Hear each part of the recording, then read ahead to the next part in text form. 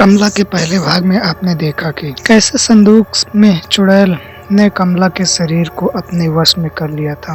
कमला ने अपने पूरे परिवार को मार दिया था, यहाँ तक कि तांत्रिक को भी।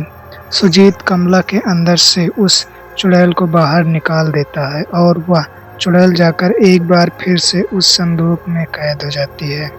सुजीत और कमला हवेली को फिर से वीरान छोड़कर चले जाते हैं। उसके बाद अब 20 साल बीत चुके थे और एक नया परिवार जो अभी अभी इस शहर में आया था, वह उस हवेली को खरीद लेते हैं। अर्जुन एक इन्वेस्टमेंट बैंकर था। अपनी पत्नी मेघना और 2 बच्चे आदित्य और धीरज के साथ हवेली में प्रवेश करता है। प्रवेश करते ही मेघना का दिल सहम जाता है। वहाँ की हवा में अलग सी दहशत थी। उसके माथे से पसीना टपक रहा था। क्या हुआ, तुम ठीक तो हो? हाँ मैं ठीक हूँ, बस यहाँ थोड़ा दम सा घुट रहा है। धीरज और आदित्य एक दूसरे के साथ पूरी हवेली घूमने लगे। हर एक रूम, हर एक जगह देख रहे थे। तभी धीरज को नीचे रूम में जाने का रास्ता मिल जाता है। आदित्य, यहाँ देखो, यहाँ पर नीचे जाने का कोई रास्ता है। वो इस हवेली में बेसमेंट भी है। चलो भैया, देख कर आते हैं। धीरज और आदित्य बेसमेंट में जाते हैं और वहां रखे संदूक को देखते हैं। यह वही संदूक है जिसमें सुजीत ने एक चुड़ैल को कैद किया था। यहाँ पर तो बस एक संदूक रखा है, उसमें भी ताला लगा हुआ है। जैसे ही धीरज उस संदूक को छूने वाला होता है, तभी वहां पर पीछे से अर्जुन आ जाता है। रुक जाओ, उस संदूक को मत छूना, अभी ऊपर जाओ। इस वक्त दोनों अपने कमरे में चले जाते हैं। यह सब देखकर मेघना अर्जुन से पूछती है, तुमने उन दोनों को इतना क्यों चिल्लाया? ऐसा क्या है उस बेसमेंट में? मैं बताता हूँ, अगर तुम मुझ पर चिल्लाना मत। अर्जुन को इस हवेली के बारे में पूरी बात पता थी। वह सारी बातें मेघना को बताता है, जिसे सुनकर मेघना अर्जुन पर बहुत गुस्सा हो जाती है। तुम पागल हो गए हो? तुम हमें ऐसी हवेली में कैसे ला सकते हो? तुम्हें लगता है यह सारी बातें सच हैं? तुम भी कितनी भोली हो। यह सिर्फ एक अफवाह है। मेघना, अच्छा सुनो, हालांकि यह सिर्फ एक अफवाह है, फिर भी तुम उन दोनों शरारती बच्चों को बेसमेंट में जाने मत देना। मेघना के पास और कोई चारा नहीं। मेघना सारी बातों को अफवाह मान लेती है। रात का समय हो जाता है। धीरज आदित्य रात को अपने कमरे से बाहर आते हैं। भैया, उस संदूक में कुछ तो है जिसकी वजह से पिताजी ने हमें वहां जाने से मना किया है। मगर उस संदूक में ताला लगा है, मगर उसे कैसे खोलेंगे?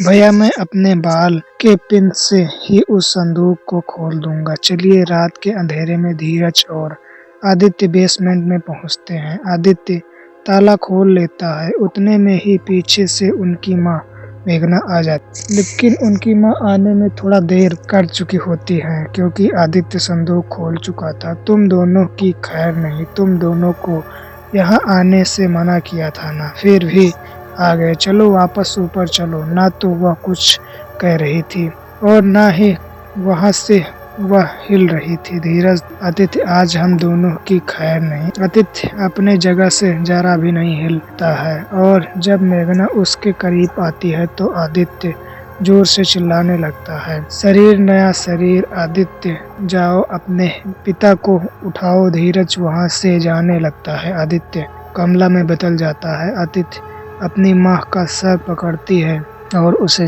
चीर देती है। आदित्य, नहीं कमला, मेरा नाम कमला है, इतना अच्छा नाम है कमला। कमला की चीख पूरी हवेली में गूंज रही थी। यह वह समय था जब अर्जुन को समझ में आ चुका था कि यह बातें अफवाह नहीं सच थी, और वह समझ चुका था कि उसकी पत्नी अब नहीं रही। धीरज को लेकर हवेली से भाग जाता है। धीरज हवेली में 2 पैरानॉर्मल इन्वेस्टिगेटर्स को भेजता है, श्वेता और डिम्पी।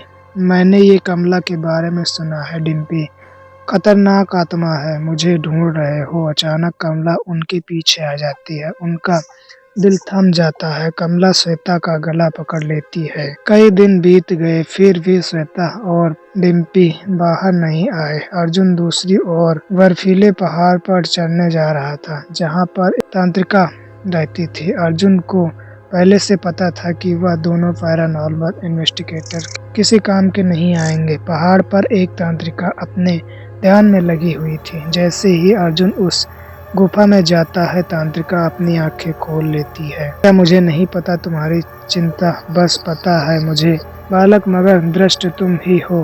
पता होकर सब कुछ भी मौत के मुंह में अपने परिवार को ले गए, फिर भी मैं तुम्हारी मदद करूंगी। उस कमला ने मेरे बड़े भैया का गला काटा था, अब मेरी बारी है।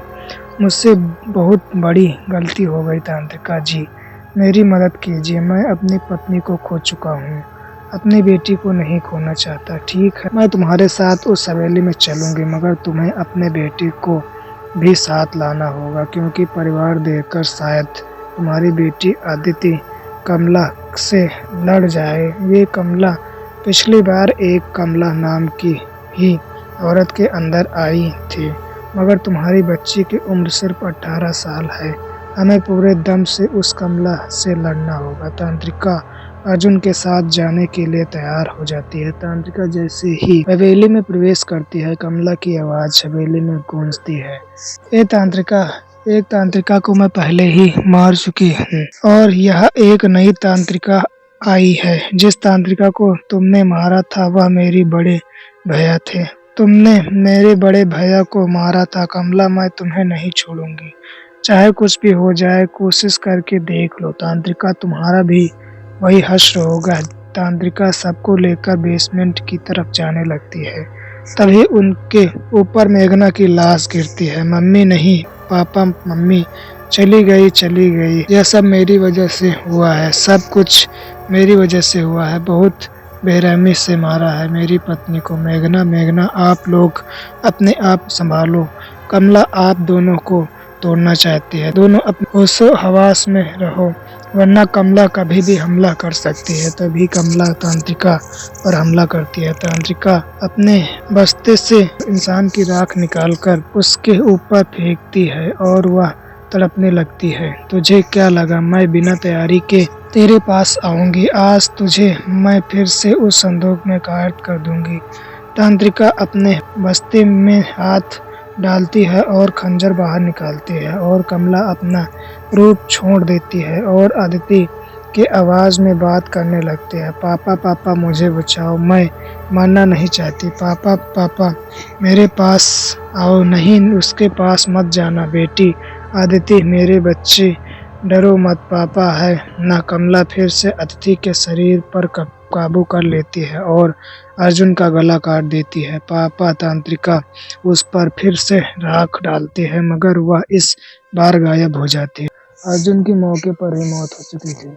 धीरज फूट कर रोने लगा, मगर अब उसमें गुस्सा भी बढ़ता जा रहा था। धीरज अपने आप को संभालो, यह लो, यह खंजर पकड़ो। अब हम बेसमेंट में जाएंगे, वहाँ कमला पक्का आएगी और जब वह आएगी मैं उस पर इस इंसान के राख डाल दूंगी, तभी तुम उसे खंजर से मार देना। मेरी बहन को तो कुछ नहीं होगा ना? नहीं, कुछ भी नहीं होगा, पर अगर हम कमला की आत्मा फिर से कैद कर दे तो?